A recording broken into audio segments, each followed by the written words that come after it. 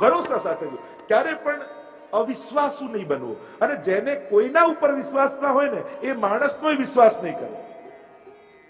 ઘણી વાર જેને બહુ કડવા અનુભવ જીવનમાં થયા હોય ને એની સલાહ લેવાય નહીં જો, કારણ કે નેગેટિવ જ થઈ ગયો. એ તો એમ કે કોઈનો ભરોસો જ નહીં કરવાનો, કોઈના પર વિશ્વાસ કરતા જ નહીં.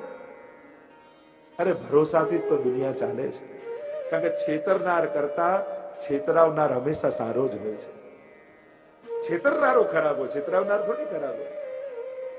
એના ભાગ્યનો હશે લઈ ગયો. દુર્ભાવ નહીં લાવો.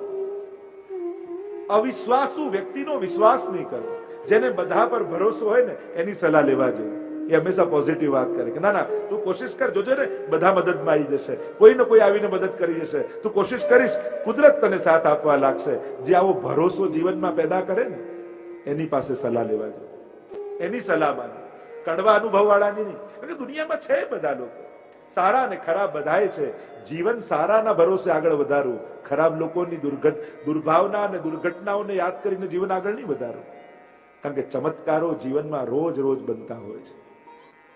તમે ધાર્યું ન હોય, જીવનમાં બધાને થયું હશે, ક્યારે વિચાર્યું ન હોય એવા લાભ ઘણીવાર ભગવાન આપી દે. આપણને લાગે આનાથી મોટો ચમત્કાર બીજો શું હોય. અને સૌથી મોટો ચમત્કાર સંજોગો બદલાય એ નથી, માણસના વિચાર બદલાઈ જાય ને એ સૌથી મોટો ચમત્કાર છે. અને અમે તો દુનિયાભરમાં કથાઓમાં આવા ચમત્કારો રોજ જોઈએ છે. જે ભગવાનમાં માનતોય ન હોય એ રોજ સેવા કરતો થઈ જાય એવો કથાનો ચમત્કાર અમે જોયો છે. કેટલા લોકોના વિચારો બદલતા જોયા છે. આખો માણસ બદલાઈ જાય એનાથી મોટો ચમત્કાર બીજો કયો હોય? કંકુ નીકળે, ભભૂત નીકળે એ ચમત્કાર નથી, આખો માણસ બદલાય એ મોટો ચમત્કાર છે. અને આવા ચમત્કારો કથા રોજ બરોજ કરે છે. દુનિયાના હજારો લોકોના જીવનો બદલાય છે. તો અગ્નિ પાસેથી ઉર્ધ્વગમન, અજગર પાસેથી વિશ્વાસ કરવાનું શીખ્યા. સમુદ્ર પાસેથી ઊંડાણ, મર્યાદા, પતંગિયા દીવામાં આવીને બળી જાય છે. આ બધા મોહ છે. હાથી સ્પર્શ સુખને કારણે મરે છે. પારધી બધું ભેગો કરનારો પારધી, એની કથા કહી. હરણ શ્રવણ સુખને કારણે મરે. માછલી જીભના સુખને કારણે મરે છે. જે વારાંગનાની કથા આવી, પિંગલા વારાંગના, આખી રાત કોઈની પ્રતીક્ષા કરતી રહી પણ કોઈ ન મળ્યું. ત્યારે એને શું, એના કરતા ભગવાનની રાહ જોઈ હોત તો ભગવાન મળી જાય. ભરોસો ભગવાન પર રાખો, એના પર વિશ્વાસ રાખીને પુરુષાર્થ કરો. ભગવાન બધું જ કરવા સમર્થ છે. જે તમને ક્યારેય મદદ કરવા ન આવતા હોય, ભગવાન પર ભરોસો હશે ને તો એનું મન બદલવામાં ને ક્ષણે નહીં લાગે. એક વસ્તુ જીવનમાં લખી રાખજો, જીવનમાં જ્યારે કોઈ પણ મનોરથ કરો, કોઈ ઈચ્છા કરો, ત્યારે એ ઈચ્છા કે એ મનોરથ તમારું સામર્થ્ય જોઈને ન કરતા કે મારી તો આટલી કેપેસિટી એટલે હું આવું જ વિચારું, હું ક્યાં આવી કથા કરવાનો, હું ક્યાં આવો મનોરથ કરવાનો, હું ક્યાં આવા ઠાકોરજીને લાલ લડાવવાનો, હું ક્યાં આવા પ્રસંગો, આવું નહીં વિચાર. પોતાના સામર્થ્યને જોઈને મનોરથ નહીં કરવા, પ્રભુના સામર્થ્યને જોઈને મનોરથ કરજો. કારણ કે પ્રભુને તમારા હાથે કરાવવું હશે તો તમારા સંજોગ બદલતા એને 24 કલાક પણ લાગતા નથી. અને એટલા માટે પોતાની સામે નજર કરીને નહીં કરવું, ભગવાન સામે નજર કરીને મનોરથ કરો કે પ્રભુ સર્વ સમર્થો હિ તતો નિશ્ચિતતામ રજે. મારો ઠાકોરજી સર્વ સમર્થ છે, એને કરાવવું હશે તો એને ક્યાં વાર લાગે છે. ભરોસો રાખીને મનોરથો કરજો અને પ્રભુ પૂરા કરે છે. અહીંયા હરણ પેલા ટીટોડી પાસેથી શીખ્યા. માંસનો ટુકડો લઈને જતી હતી તો બધા પાછળ ટુકડો પડ્યો તો કોઈ પાસે નથી આવ્યો. સામર્થ્ય છે, પદ છે, પૈસા છે, ત્યારે બધા આજુબાજુ ફરે, પણ જયારે પદ જતું રહે ત્યારે કોઈ આજુબાજુ આવતું નથી. એટલે વિચારવું, અમારી નિકટ રહેનારા લોકો મારા પદ, પૈસા, પ્રતિષ્ઠાને કારણે છે કે મારા સ્નેહને કારણે મારી સાથે છે. આગળ બાળક પાસેથી શીખ્યા, બાળકને ગુરુ બનાવ્યા. નાનકડું બાળક, એની આગળ સંસ્કૃતમાં એની સ્તુતિ કરો કે એને અપશબ્દો બોલો, એને કોઈ ફેર પડતો નથી. નાનકડું બાળક કેવું નિશ્ચિંત હોય, કારણ એને મા ઉપર ભરોસો હોય. એ ભરોસાને કારણે નિશ્ચિંતતા એને આવે છે. ક્યારે નાના બાળકને આમ કપાળ પર, માથા પર હાથ રાખીને ટેન્શનમાં જોયો કે આ ખોટા શેર લેવાઈ ગયા? એને ચિંતા જ નથી, એને મા ઉપર ભરોસો છે. મારી મા મારું બધું જ કરશે, મને ભૂખ લાગશે તો જમાડશે, મને નીંદ આવશે તો સુડાવશે. આવો ભરોસો ભગવાન પર આપણને હોય ને તો બાળક જેવા નિશ્ચિંત થઈ જાય. જો નાના બાળકો કેવા મજામાં હોય, કાંઈ ખુશ જ હોય, એને ખુશ થવા કોઈ પ્રસંગો કરવાની જરૂર ન હોય કે પાર્ટી કરીએ તો મજા આવે, એને તો 24 કલાક પાર્ટી જોઈએ. આપણે મોટા થઈને એવા કડવા થઈ જઈએ છે કે ઇવેન્ટ ન કરીએ તો આનંદે ના આવે. મજા કરવા એ પાર્ટી કરવી પડે, પ્રસન્નતા એ ઉધાર લેવી પડે. प्रसन्नता तो આપણો સ્વભાવ હોવો જોઈએ. बच्चों के नन्हे हाथों को चांद सितारे छूने दो, चार किताबें पढ़ के ये भी हम जैसे हो जाएंगे. એટલે જ કહ્યું કે આ નાના બાળકોને એ આકાશ આપો મોટું, સમજ મોટી આપો, એની પ્રસન્નતા એની સમજથી પ્રગટવા દો, સંજોગોથી નહીં. સંજોગોને આધીન એની ખુશી રહીને તે બહુ લાંબો સમય ખુશ નહીં રહી શકે. કારણ કે વસ્તુનું આકર્ષણ 2 દિવસ 4 દિવસનું હોય, પછી એ જ વસ્તુઓ દુઃખના કારણ થઈ જતી હોય. જે વ્યક્તિ સમજથી સુખી હોય એનું સુખ કોઈ છીનવી શકતું નથી. જેને તમારી પાસે કાંઈ જ ન જોઈતું હોય એને ખુશ કઈ રીતે કરો? એને કોઈ, કારણ કે આપણને ખુશ કરવાની આદત છે નથી, વસ્તુથી, પૈસાથી, સંજોગથી, પરિસ્થિતિ. પણ જેને આ કાંઈ જ ન જોઈતું હોય એને તમારે ખુશ કરવો હોય તો કઈ રીતે કરો? બતાવો. તો પ્રસન્નતા પરાધીનતા મૂકી દે તો પછી સદાય આપણી થઈ જાય. પ્રસન્નતા પરાધીન છે એટલે બીજા ઉપર આપણે ડિપેન્ડ છે ખુશ થવા માટે. આપણા હાથમાં આપણી ખુશીનું રિમોટ પણ નથી. અહીંયા અનેક પ્રકારના લક્ષણો જોયા. કુમારિકા પાસેથી શીખ્યા. એક છોકરીને જોવા માટે છોકરાવાળા આવ્યા અને બધા બહાર ગયા હતા ને એકલી કન્યા ઘરમાં. હવે આવ્યા છે મહેમાન તો ભોજન કરાવવું, હવે કોઈ છે નહીં ઘરમાં, એટલે અનાજ ખાંડવા માટે બેઠી. હાથમાં બંગડીઓ હતી એટલે ખન ખન ખન ખન અવાજ આવે. પેલી કન્યાને થયું કે આ બંગડીનો અવાજ બહાર જશે તો આ છોકરાવાળાને શું લાગશે, આમના ઘરમાં અનાજે નથી.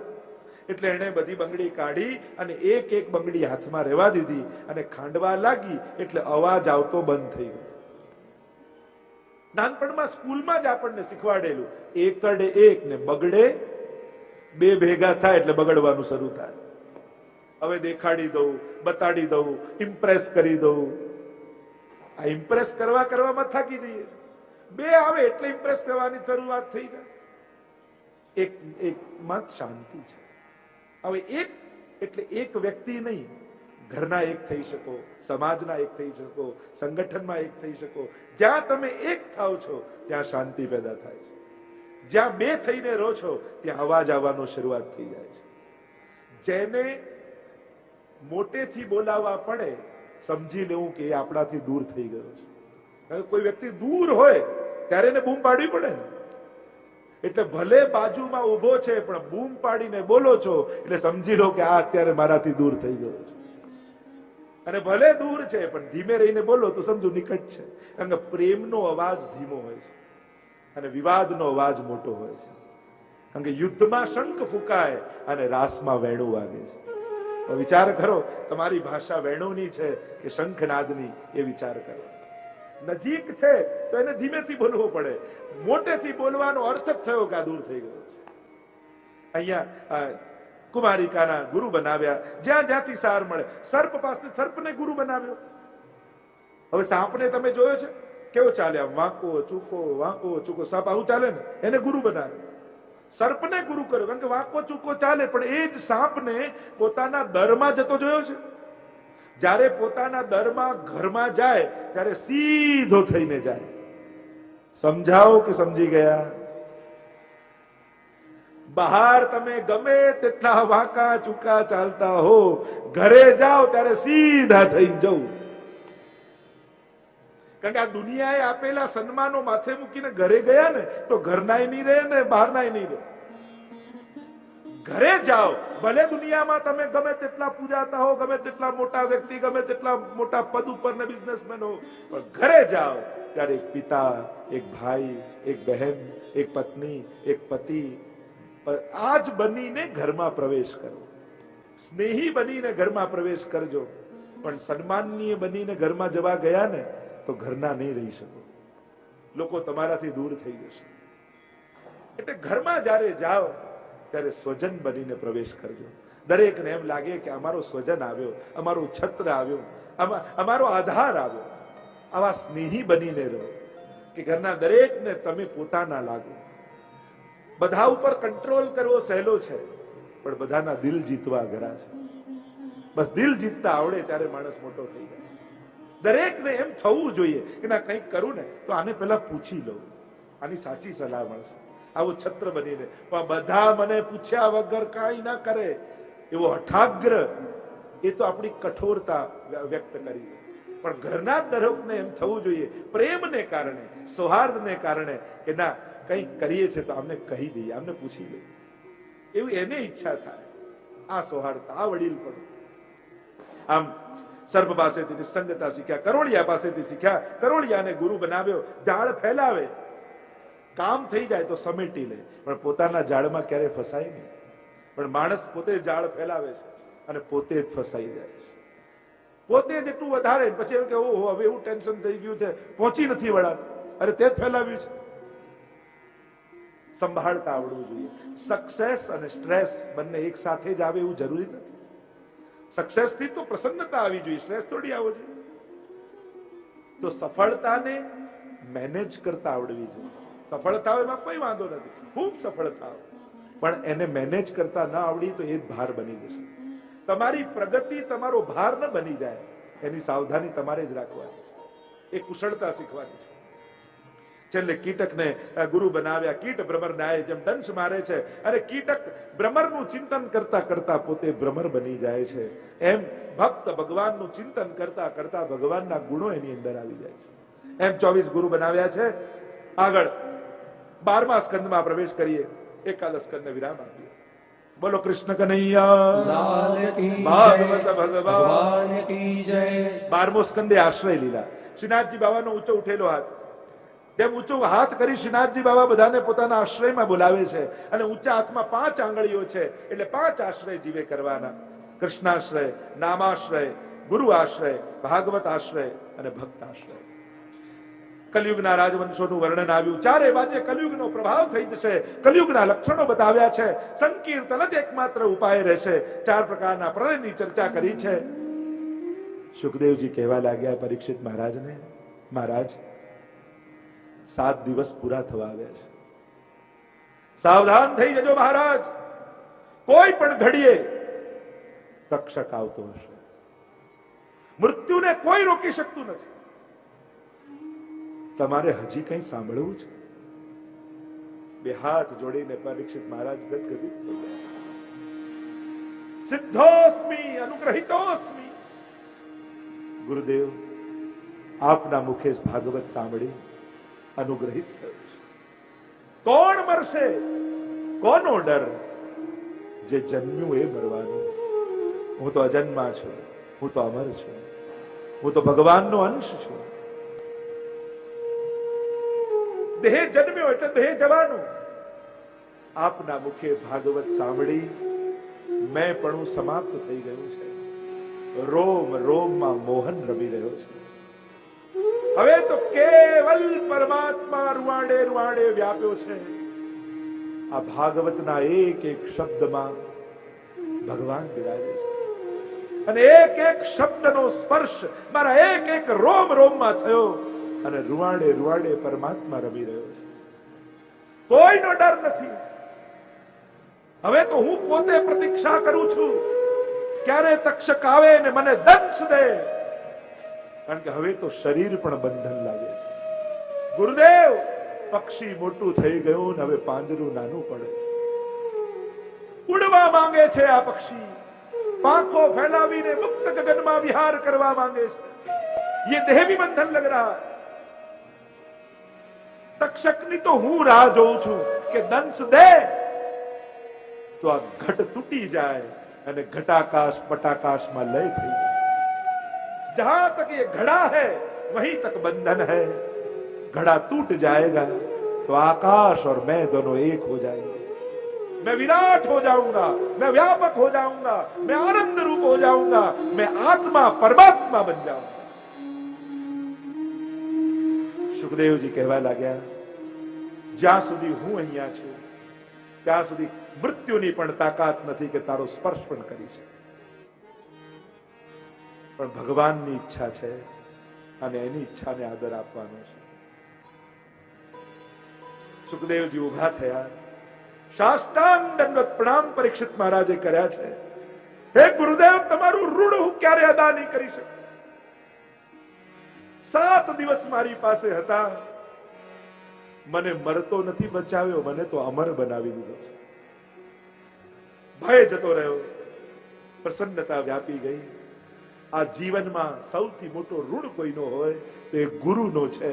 વસ્તુ આપનારનો આભાર માનીએ છે, પણ ગુરુ તો આપણને ભગવાન આપે છે.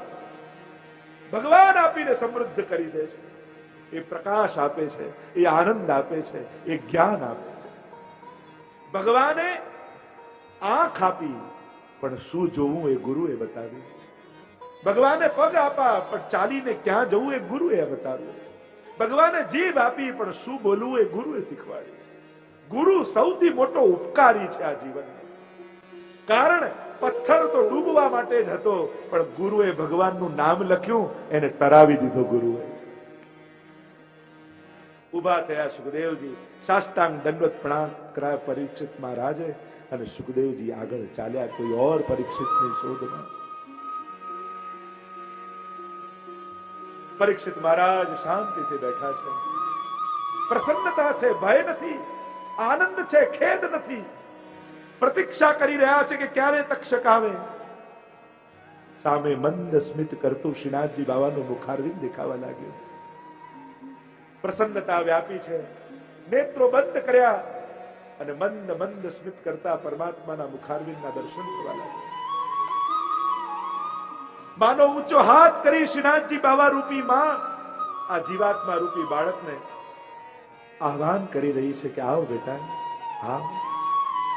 અનંત જન્મો થઈ ગયા, મારાથી વિખુટા પડે. આ ક્ષણ આવી છે ભાગવત દ્વારા. હા, मेरी गोद में समा जा, मेरा हो जा. अनंत जन्मों तक तू संसार का रहा, भागवत सुनकर तू मेरा हो चुका है. પ્રતીક્ષા કરી રહ્યા છે બંધનમાંથી છૂટવાની. લુપાતો છુપાતો તક્ષક પહોંચ્યો છે. જ્યાં દંશ દીધો અગ્નિની જ્વાળાઓ ભભૂકવા લાગી. દેહના બંધનમાંથી પરીક્ષિત મહારાજ મુક્ત થયા. ભાગતા ભાગતા ભાગતા ભાગતા કૂદકો મારી શ્રીનાથજીની ગોદ પર ચડી ગયા. બોલો ગોવર્ધન નાથ કી જય. પરીક્ષિત મહારાજને ભગવાનનું શરણું મળી ગયું. શ્રાપિત સમર્પિત થઈ ગયો. એવો ભાગવતનો આ પ્રભાવ છે. જન્મે જય પરીક્ષિત મહારાજનો પુત્ર ચારે બાજુ સિપાહીઓને ગોઠવી દીધા છે. આ સર્પ યોનીને જીવવા નહીં દઉં. સર્પ સત્ર યજ્ઞ કર્યો છે. સ્વાહા સ્વાહા બોલીને જ્યાં યજ્ઞ કુંડમાં હોમે અને એક એક સર્પ આવીને કુંડમાં પડે. આખી પૃથ્વી પરથી સર્પ યોની સમાપ્ત કરી દઈશ. ભગવાને સમજાવ્યા છે. યજ્ઞ બંધ કર્યો છે. આગે માર્કંડે મુનિને માયાના દર્શન કરાવ્યા છે પરમાત્માએ. ચારે બાજુ જળ વ્યાપ્યું છે અને જળમાં એક નાનું વડનું પત્તું, ઉસ વડ કે પત્તે કે ઉપર करार विंदेन पदार विंदम मुखार विंदे विनिवेशयंतम वटस्य पत्रस्य पुटेशयानम. એ બાલકૃષ્ણ પ્રભુ પોતાના ચરણને પકડી એના અંગુષ્ઠને મુખમાં પધરાવી વડના પત્તા ઉપર ઝૂલી રહ્યા છે. માર્કંડે મુનિ પણ ચિરંજીવી છે. આગળ ભાગવતની સૂચિ પુની કે પુનઃ કહેવામાં આવી. ભાગવતના બધા જ પ્રસંગોનું સ્મરણ કરવામાં આવ્યું. અહીંયા ગંગાજીના તટ ઉપર સુખદેવજીએ કથાને વિરામ આપ્યો. ભાગવતને હવે વિરામ નૈમિષારણ્યમાં સૂતજી આપી રહ્યા છે. કારણ કે એ સૌનક આદિને કથા કહી રહ્યા હતા. બે હાથ જોડી સૂતજીને કહેવા લાગ્યા. સૂતજી કહેવા લાગ્યા, ભવે ભવે યથા ભક્તિ પાતયો સ્તવ જાયતે. અમે જ્યાં હોઈએ, જે પણ યોનિમાં હોઈએ, એવી કૃપા કરજો કે અમને ભગવાનની ભક્તિ મળે. ભગવાનની ભક્તિની સમૃદ્ધિ અમારા જીવનમાંથી ક્યારેય ન જાય. પ્રભુનું નામ તો સમસ્ત પાપોનું શમન કરનારું છે. એવા ભગવાનને અમે વંદન કરીએ છીએ. ત્યાં ગંગાજીના તટ ઉપર સુખદેવજીએ કથાને વિરામ આપ્યો. અહીંયા નૈમિષારણ્યમાં સુતજીએ કથાને વિરામ આપ્યો. અને અહીંયા અમદાવાદમાં હું કથાને વિરામ આપી રહ્યો છું. 7 દિવસ આપણે જીવ્યા છે. ભાગવત જીવન તો જીવન है. શ્વાસો લેવી જ એ જીવન નહોતું. ભગવાન સાથે જીવવું એ જીવન છે. 7 દિવસ ભગવાન સાથે ગાળ્યા છે આપણે. 7 દિવસ આપણે ભગવાનને સાંભળ્યા છે. અને આખું સમાયોજન આજે જયારે વિરામ તરફ જઈ રહ્યું છે સમસ્ત દેવતાઓને વિનંતી કરું છું કે હવે આપ બધા પોતપોતાના લોકોમાં જાઓ. સમસ્ત તીર્થોને વિનંતી કરું છું કે હવે આપ પોતપોતાના સ્થાને જાઓ. અને પ્રભુને વિનંતી કરું છું કે આપ આ સમગ્ર શ્રોતાઓના હૃદયમાં જઈને વિરાજમાન થઈ જાઓ. यही भागवत का परम फल है. 7 દિવસ આપણે કથામાં બેસીએ અને 7મા દિવસે કથા આપણામાં બેસી જાય. આ કથા આપના હૃદયમાં મૂકીને જઉં છું. મારે પોથીજી લઈને ઘરે જઈશ, પણ ભાગવતજી તો આપના હૃદયમાં પધરાવીને જઈશ. ભાગવતિયાની ભાવ, ભાગવતિયાની શ્રદ્ધા, ભાગવતિયાની ભગવાન, આજ આપના બધાના હૃદયમાં ભગવાન બિરાજી ગયા છે. મેં તો પહેલા જ દિવસે કહ્યું હતું, પોતાની સેલ્ફી પાડી લેજો. 7મા દિવસે તમે જુદા હશો અને આજે આપના બધાના ચહેરા પહેલા દિવસે હતા એના કરતા કંઈક જુદા દેખાઈ રહ્યા છે. આપની આંખો, આપના એ ભાવ, આપના એ શ્રદ્ધા આપના ચહેરા પર ઝલકી રહી છે. આ ભાગવતનું ફળ છે. અને હું કહું છું એમ નહીં, આપ બધા જ અનુભવ કરો છો, આપ બધા જ આપની ભાવના શેર કરો છો, મળો છો ત્યારે આ ભાગવતનો પ્રભાવ છે. તો વિરામ પણ એક અંગ છે, વિસર્જન પણ નવસર્જનની શરૂઆત છે. પૂર્ણ વિરામ તો ક્યાં હોય છે? આ તો અલ્પ વિરામ. આ યાત્રા તો વિશ્વભરમાં 12 મહિના પરિભ્રમણ જ કરતી રહે છે. આજે અહીંયા, કાલે બીજે ક્યાંક. આ કથાનો પ્રવાહ ક્યાં રોકાય છે? કોઈ ને કોઈ પરીક્ષિતો ને કોઈ ના હૃદયમાં બિરાજી આ પ્રવાહ સતત વહેતો રહે છે.